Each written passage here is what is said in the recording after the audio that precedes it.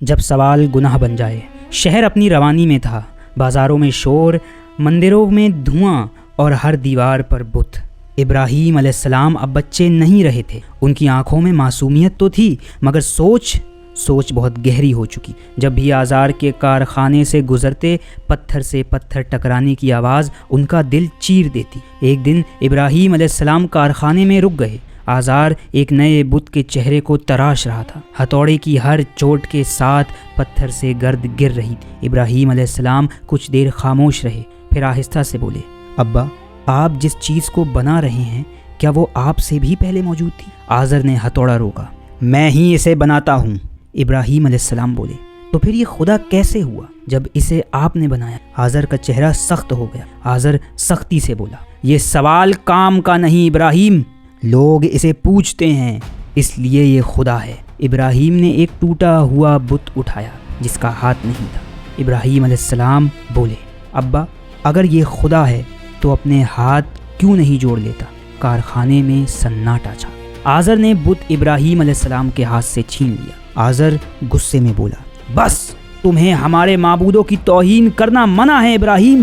ابراہیم علیہ السلام پرسکون انداز میں بولے، میں توہین نہیں کر رہا ابا، میں صرف سمجھانا چاہتا ہوں۔ آزر پھر بولا، ہمیں کچھ نہیں سمجھنا، ہم انہی بتوں کی پوجا کرتے آئے ہیں اور انہی بتوں کی پوجا کرتے رہیں گے۔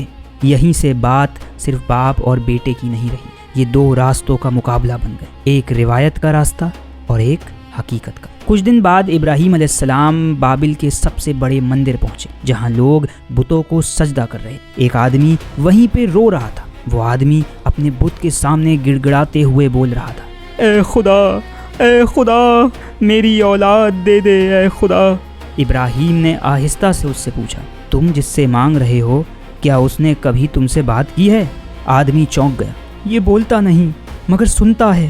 ابراہیم نے بت کے کان کی طرف اشارہ کیا، اس کے کان پتھر کے ہیں، یہ کیسے سن سکتا ہے؟ لوگ حیران و پریشان ہو گئے۔ ابراہیم علیہ السلام کو سب لوگ گھور گھور کر دیکھنے لگے۔ سوال اب صرف سوال نہیں رہا تھا، یہ اب ان کے خداؤں کی توہین بن چکی۔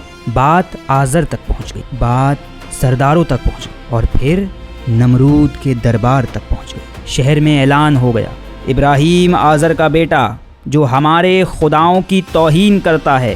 آزر نے رات کو ابراہیم کو بلایا۔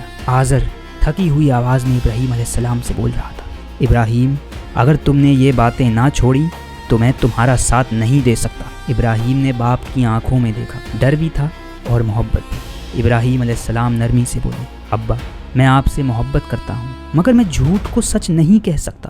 آزر نے چہرہ پھیر لیا۔